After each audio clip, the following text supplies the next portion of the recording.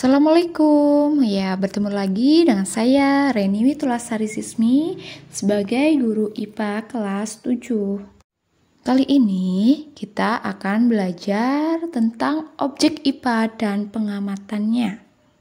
Saat ini kalian sudah kelas 7 ya, saatnya kalian mempelajari lebih dalam lagi tentang benda-benda yang ada di sekitar kalian.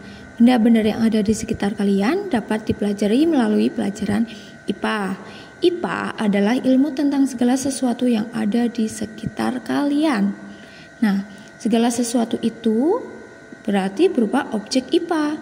Apa sih objek IPA? Objek IPA itu merupakan seluruh benda di alam dengan segala interaksinya untuk dipelajari pola-pola keteraturannya. Nah, untuk IPA sendiri nanti ada IPA fisika, IPA kimia, IPA biologi, dan IPA ilmu bumi serta antariksa.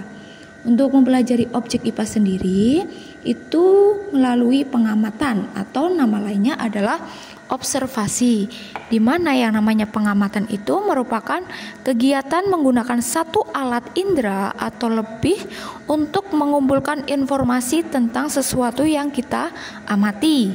Pengamatan sendiri itu ada dua macam atau dua jenis ya, yaitu pengamatan kualitatif dan pengamatan kuantitatif.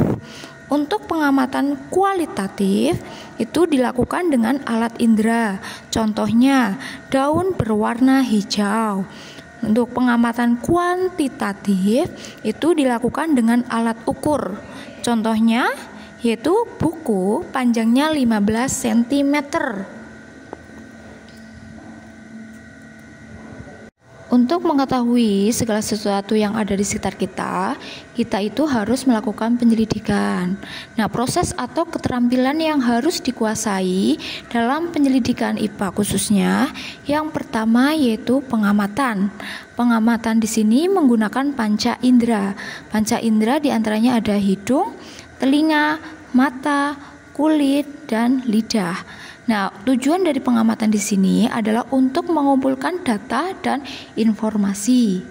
Keterampilan yang harus dimiliki lagi yaitu membuat inferensi, yaitu merumuskan penjelasan berdasarkan pengamatan, menemukan hubungan antar aspek yang diamati, dan membuat perkiraan. Keterampilan yang ketiga yaitu mengkomunikasikan, yaitu bisa berupa lisan maupun tulisan, atau dalam bentuk tabel, grafik, bagan, dan gambar. Dengan keterampilan ini, kalian dapat mengetahui bagaimana mengumpulkan fakta dan menghubungkan fakta-fakta untuk membuat sesuatu penafsiran atau kesimpulan. Keterampilan ini juga merupakan keterampilan belajar sepanjang hayat yang dapat digunakan bukan saja untuk mempelajari berbagai macam ilmu, tetapi juga dapat digunakan dalam kehidupan sehari-hari. Kegunaan atau manfaat mempelajari IPA diantaranya yang pertama yaitu dapat memahami berbagai hal di sekitar kita. Kita jadi tahu apa yang ada di sekitar kita. Yang kedua, dapat menyelesaikan masalah. Yang ketiga, dapat berpikir logis dan sistematis tertata ya. Yang keempat yaitu dapat meningkatkan kualitas hidup. Kita lanjut ke pengukuran ya, karena pengukuran di sini merupakan bagian dari pengamatan. Pengukuran atau mengukur merupakan kegiatan membandingkan suatu besaran yang diukur dengan besaran sejenis yang dijadikan sebagai satuan. Besaran itu apa sih? Besaran merupakan sesuatu yang dapat diukur dan dapat dinyatakan dengan angka. Sedangkan satuan adalah kegiatan membandingkan suatu besaran yang diukur dengan besaran sejenis yang dipakai. Contohnya di sini adalah tinggi badan Andi 160 cm. Tinggi badan merupakan besaran, sedangkan cm adalah satuannya. Contoh lagi di sini ada suhu tubuh Andi sekitar 37 derajat Celcius, di mana suhu tubuh itu besaran, derajat Celcius itu satuan. Untuk satuan sendiri ada dua macam ya, yaitu satuan baku dan satuan tak baku. Untuk satuan baku yaitu satuan yang digunakan untuk melakukan pengukuran dengan hasil yang sama atau tetap untuk semua orang. Jadi siapapun yang mengukur itu hasilnya nanti sama. hasil satuannya. Sedangkan satuan tak baku yaitu satuan yang digunakan untuk melakukan pengukuran dengan hasil yang berbeda untuk semua orang. Contohnya ada depa, jengkal, hasta, gelas, tali, tongkat, langkah, dan jam pasir. Nah, contoh di sini otomatis masing-masing tangan itu kan berbeda-beda ya, depannya berbeda, jengkalnya berbeda, hastanya juga berbeda. Untuk besaran sendiri itu juga ada dua macam, yaitu besaran pokok dan besaran turunan. Nah, kita yang pertama akan membahas tentang besaran pokok. Besaran pokok merupakan besaran yang satuannya telah ditetapkan. Untuk besaran pokok itu hanya ada 7. Untuk menggampangkan atau mempermudah kita menghafalnya, besaran pokok itu ada jiwa SMP, di mana J-nya itu adalah jumlah zat, I-nya adalah intensitas cahaya, W-nya adalah waktu, A-nya adalah arus listrik atau kuat arus listrik, S-nya adalah suhu, M-nya adalah massa, P adalah panjang, di mana masing-masing besaran pokok ini mempunyai satuan dalam sistem internasional, ada simbol satuan dan ada alat ukurnya. Untuk jumlah zat, satuannya adalah mol. Alat ukurnya di sini tidak ada ya. Untuk intensitas cahaya, satuannya adalah kandela, simbolnya adalah CD.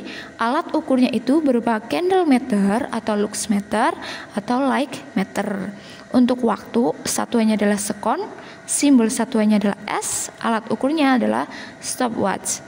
Untuk arus listrik atau kuat arus listrik, satuannya adalah ampere, simbol satuannya adalah A, alat ukurnya berupa ampere meter.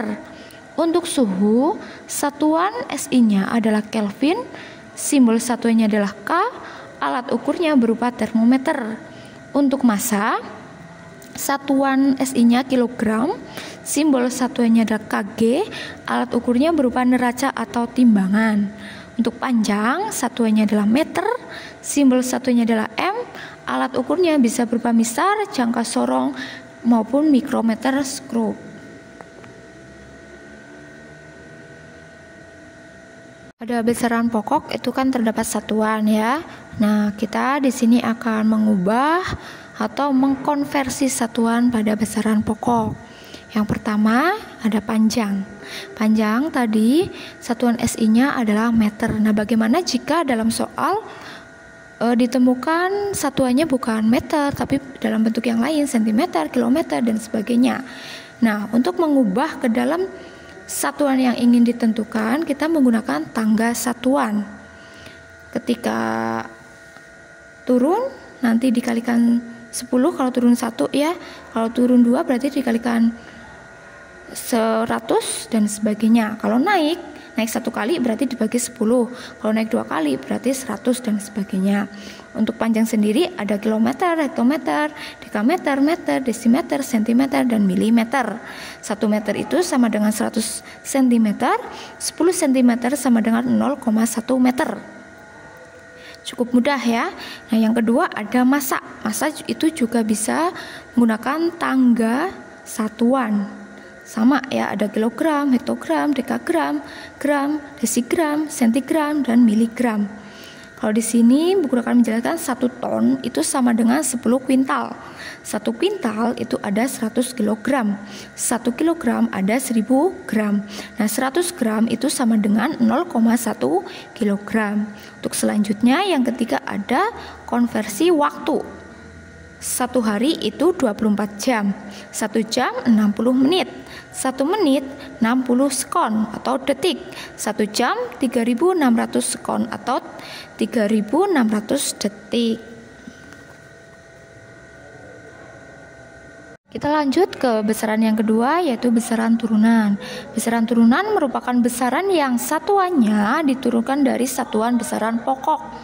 Ya, diingat-ingat besaran pokoknya tadi. Oke, contoh di sini ada luas, volume, kecepatan, percepatan, gaya, usaha, daya, konsentrasi larutan, dan laju pertumbuhan. Sebenarnya masih banyak lagi ya, tapi di sini saya akan memberikan contoh yang ada di sini saja. Untuk kita lihat, yang pertama ada luas. Luas itu lambangnya A, satuannya meter persegi.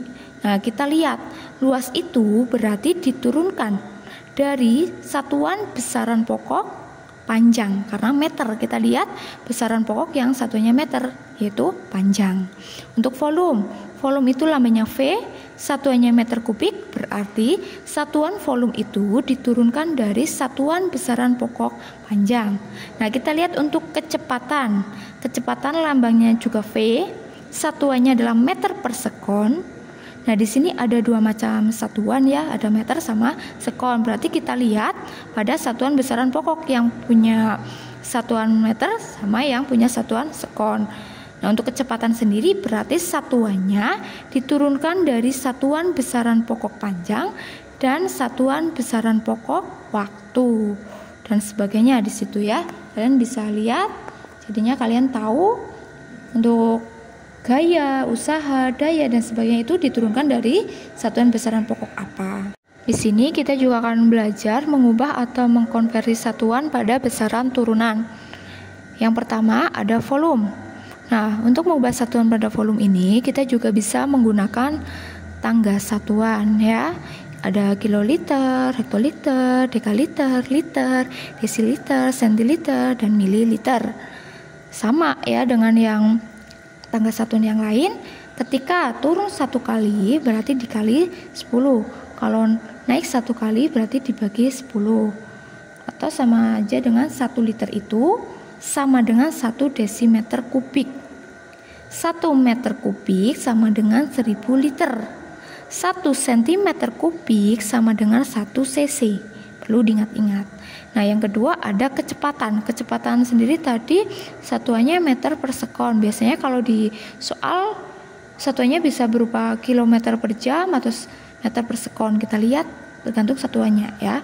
Nah, kalau untuk mengubah di sini contohnya 1 kilometer per jam itu sama dengan 0,278 meter per sekon. Bagaimana sih cara menentukannya? Kita lihat 1 km per jam berarti kilometernya diubah ke meter. Terus jamnya juga diubah menjadi sekon. Karena 1 km kan berarti 1000 meter. Kalau 1 jamnya itu kan berarti 3600 sekon. Berarti 1000 dibagi 3600 sekon. Jadi untuk 1 km per jam sama dengan 0,278 meter per sekon. Ya. Itu caranya. Untuk latihan kalian ya, silakan kalian kerjakan soal-soal yang ada di sini. Ada 2 nomor. Selamat mengerjakan. Pasti kalian bisa ya. Terima kasih atas perhatiannya. Assalamualaikum warahmatullahi wabarakatuh.